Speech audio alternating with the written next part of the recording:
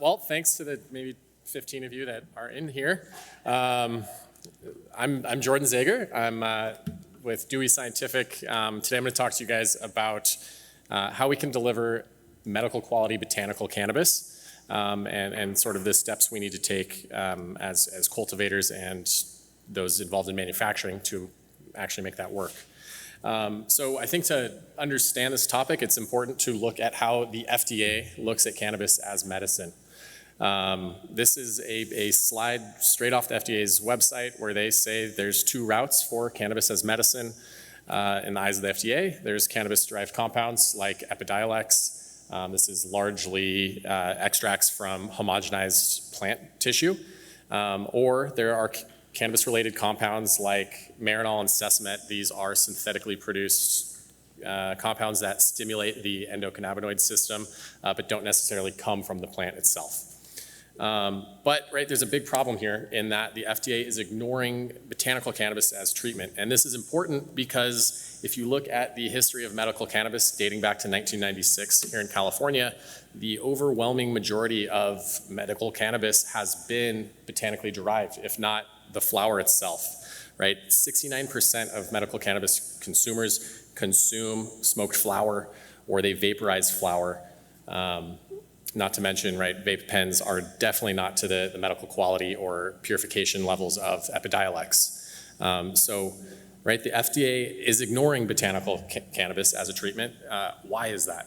And I think to answer that question, we need to look just at the history of plant-derived medicine, going back to the first instance of its use in Mesopotamia, dating back close to 5,000 years. Skip ahead, 2,000 years, and we're starting to see widespread use of natural product medicine across civilizations. Jump up into the 19th century, and we have sort of the first isolation of a plant-derived natural product being used as a medicine in the form of morphine. However, crude plant extracts were very widespread around the globe by this point. Jumping into sort of the modern era, single molecules natural product medicines are being developed. Think of penicillin here. Jump to the 80s, we start to see a decrease in natural product medicines. About 50% of all new drugs are derived from natural products, however, leaving 50% that are not. And this is sort of when chemical synthesis really takes over. And this has really been the route of pharma over the last 30 years. Fast forward to about 2007, and over the previous 10 years, only 6 plant-derived medicines were approved by the FDA. So pharma has increasingly moved away from plant-derived medicines.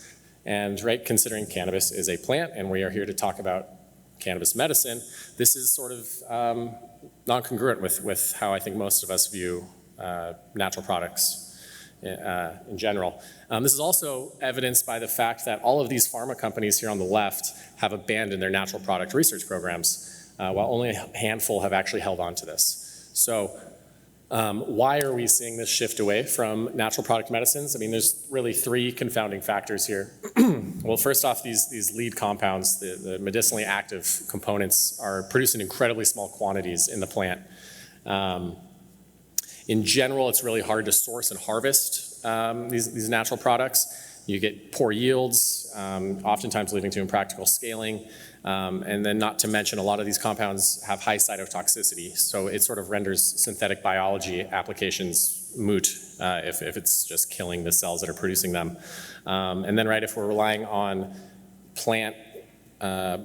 a plant to produce this, most farmers are going to follow good agricultural products. They're going to be using pesticides. There will be use of heavy metals to some degree, and this ultimately contaminates the natural products. And a very good example of this is Taxol. So this is an anti-cancer medicine, one of the most widely prescribed around the world, and it comes from the yew tree, a large family of trees, but this Taxol is produced primarily in the needles, but it comes in incredibly small quantities with 0.004% yields, and that doesn't even produce the medicinal component of Taxol. It produces sort of an intermediary backbone that then needs to be further decorated through chemical synthesis. Not to mention, going back to those 3 problems with natural product medicines, these compounds are very difficult to isolate and purify the compound of interest. So what you have here are on our x-axis, we have a number of different yew tree species, and then the taxanes that they produce. So depending on the species, you're looking at anywhere from 4 to 11 highly similar compounds that getting a pure product is very difficult. And then to make things even tougher, it has a very elusive biosynthetic pathway. So anywhere you see a reaction that has a red lettering means that we don't know the enzyme that catalyzes this. So this poses another problem for synthetic biology. If we don't know the gene responsible for the chemical conversion, we can't engineer a microbe to produce it. But cannabis doesn't face these limitations that most plant natural products possess, right? In cannabis, the natural products are produced in abundance, right? I put 15% yields here, but we all know that there are cannabis varieties producing upwards of 30% of a single molecule.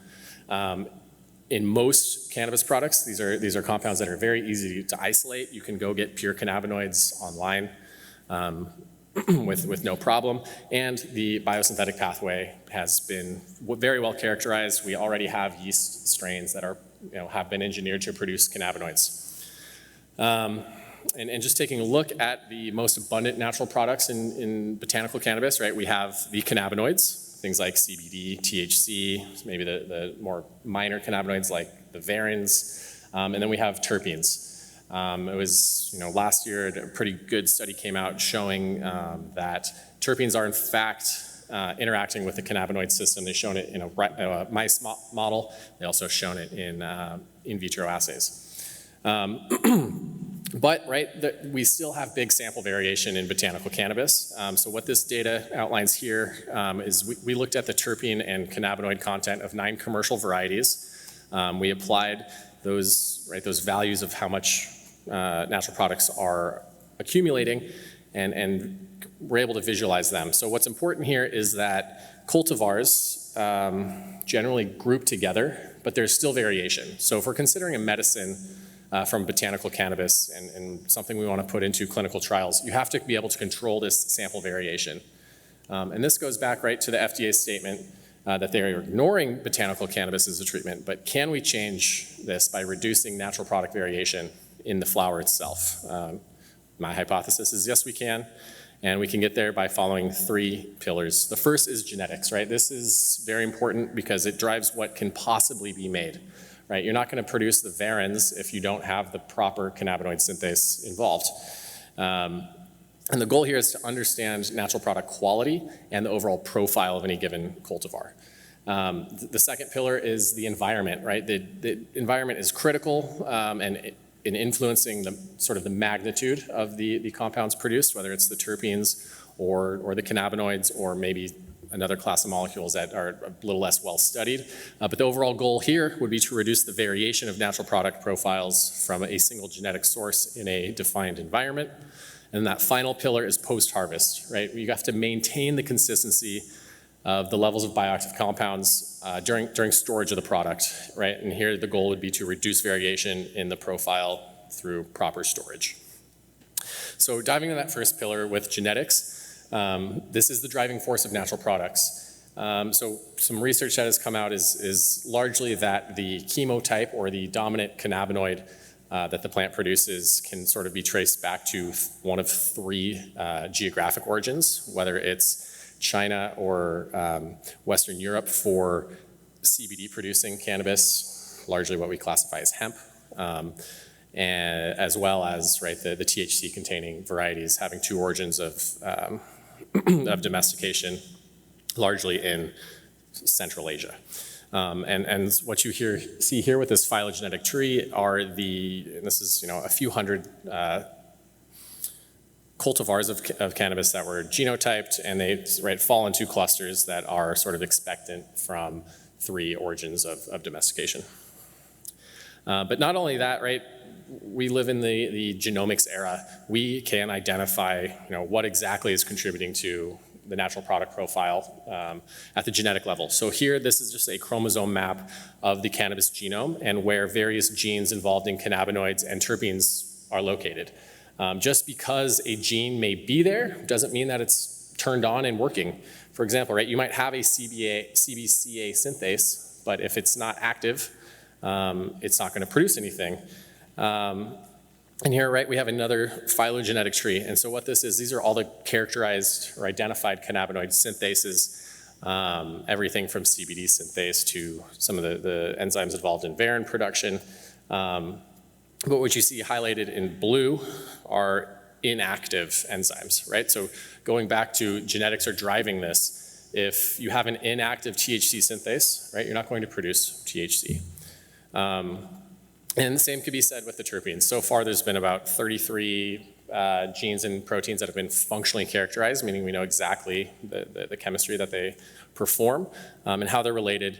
And just like the cannabinoids, if a gene is not turned on, you're not going to have that product. And we have data pointing that's very consistent with this hypothesis that, right, you need the gene to be expressed. So up top here, the top table, this is terpene accumulation across 9 varieties, and the bottom table is the gene expression of the terpene synthase that produces some of these compounds. Highlighted in green, right, this is alpha-pinene. In 2 of these varieties, it accumulates in incredibly small amounts, and well, sure enough, alpha-pinene synthase is not expressed by those varieties. Same could be said with ocimene here, right? So gene expression is driving terpene abundance, gene function is driving cannabinoid abundance. Right, and like I mentioned earlier, these are incredibly well-known biosynthetic pathways. We know what regulates them. For the most part, light regulates the production of these enzymes that produce these compounds. They're also primarily produced in structures called trichomes, so they're made in one central location. Right, so this leads us to the environment, right? Light influences the production of these compounds. So what data out there can we use to sort of identify how to reduce that natural product variation? And it's 3 critical factors being light, temperature, and something called vapor pressure deficit. So in the context of light, the quality of light that the plant receives, this is, right, the specific wavelengths that are feeding the plant its light source, drives phytochemical or natural product production in plants. For example, terpenes are stimulated by wavelengths of 600 nanometers. And then here on the right, these are just the typical light spectra from common lighting sources, whether it's sunlight, high pressure sodium lamps, or LED fixtures. But right, with whichever method the cultivator chooses, it is influencing how much or how little of any given compound is produced. So this is some data from us at Dewey, where we grew the exact same strain, Flora de Explora, in 2 different environments, one with sun as the primary lighting source, as the only lighting source, and then high pressure sodium as the other, right? So 2 very different light spectrums. This is impacting and influencing the terpene profile, where you can see the differences between the 2, right? Certain compounds are not made in uniform amounts. So this just goes back to control the environment, control the exact natural product profile that's being produced by the plant. Right, so another critical factor here is temperature. So take this data with a little grain of salt. This is from conifers, pine trees. But what these researchers shown was at 30 degrees Celsius, for the most part, terpenes are downregulated. So in any of these chemical structures, if there is a red box there, that means that it was increased in production at 30 degrees, but the overwhelming majority of these boxes was blue, meaning that these levels are decreased when grown at 30 degrees compared to 20 degrees. And then the final factor is vapor pressure deficit. This is more or less a measurement of how water is moving through the plant, or is there a drought stress event impacting the plant during growth? And sure enough, in drought conditions, you see increases in terpene profile. With some terpenes, some instances you see decreases. So you have to control the amount of water the plant is getting as well to reduce that natural product variation. And this is some data pulled from our greenhouses at Dewey, where we have an example of unstable conditions with those 3 components. Kind compared to stable conditions. So there is a method for monitoring data, and we've created a little scoring system to, we just call it our environmental growth score, where if you don't have proper VDP, the flow of water through the plant, you don't even we can't even take into account temperature. But once you nail VPD, you can then start to score temperature, and eventually, when you get there, you can start to score lighting interval or humidity of the grow room. So if you can get every day up into the red here, it would be a very consistent grow environment, thereby impacting the natural products produced. And then the final pillar here is post-harvest. So once the plant's been harvested, how can we maintain these levels of bioactive metabolites? This is a very well-known company in the cannabis space called Boveda. They like to say that this will maintain the freshness of your cannabis, but more than anything, what this does is it stabilizes the humidity of the storage space. And this matters because depending on how dry, or even the method you use to dry, you can get different amounts of terpenes and cannabinoids. Now this data here, this was done in collaboration with a company called the Meter Group. They make sensors for the environment and in food storage. But what we did was we took first the same variety called White Cap, and we dried it to 2 different humidity levels. So that's in orange and green. And so what you see is, depending on the dryness of the flower, you get different levels of cannabinoids. And then if you look within the colored blocks, these are just different methods used to dry the flower itself. So depending on the way that you dry it and to what degree you dry it, you get different cannabinoid profiles.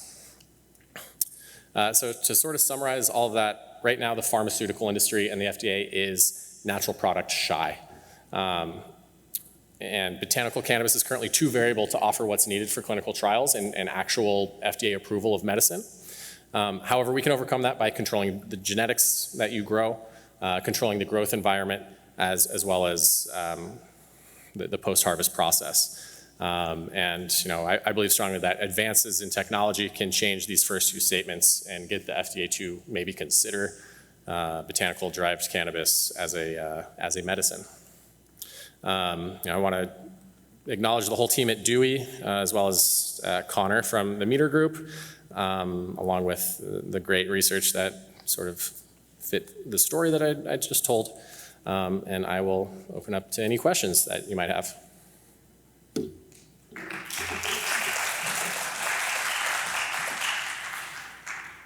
Yeah. So what does Dewey Scientific do? Like what type of? Yeah, for the most part, we do breeding. We're breeding.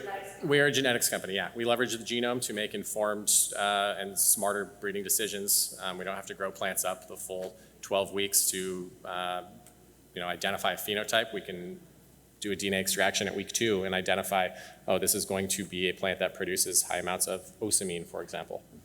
So how do you support those that are growing in the industry? Yeah, so we are a Washington-based producer processor. We offer genetics to folks in Washington. We also have a cannabis brand in the state. Largely what we're doing right now is focusing on the traits that help the farmer reduce the overall inputs that go into the crop by having plants that are genetically stronger. Yeah. Thank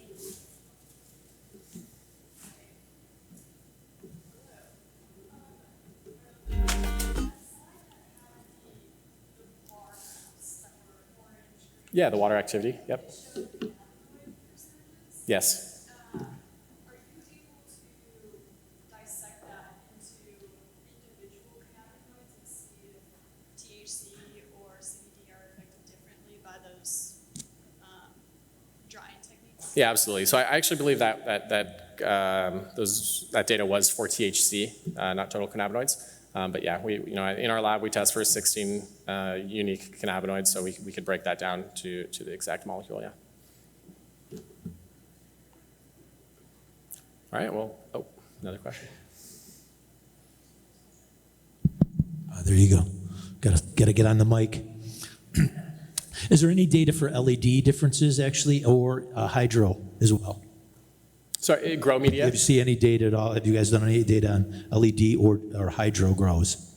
So we have run experiments. I'm guessing with hydro, do you mean, you know? Yeah. So exposed root in like an ebb and flow system, or more with like, you know, controlled drip system in a call it rock wool or cocoa. Typically, should be dripped by actually more of the vegetable model. Okay, yeah, so sort of the gutter model. We don't have any data comparing those sources. We do have data comparing sort of native soil to greenhouse soil compared to cocoa. We haven't seen major differences. Largely, it is in the terpenes. You know, our hypothesis is that the microbial community impacts sort of the secondary metabolites, whether it's cannabinoids or terpenes.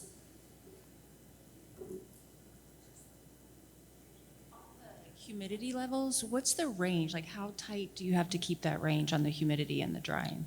In the drying room? Yeah, to have. Yeah, less of it. so right, we call it the sweet zone. It's anywhere from 55% to 65% is sort of the, at least, you know, from a recreational cannabis user, that is going to be the desirable flower. Anything over that 65%, you're enabling mold or bacteria to grow on the product. Anything below that 55% level sort of just is like a dusty, not high grade product. So, you know, aim for somewhere in that zone. And what we've seen is the relative humidity of the room after a set amount of time is going to be the relative humidity of that flower itself, right? It's sort of just thermodynamic equilibrium that's occurring.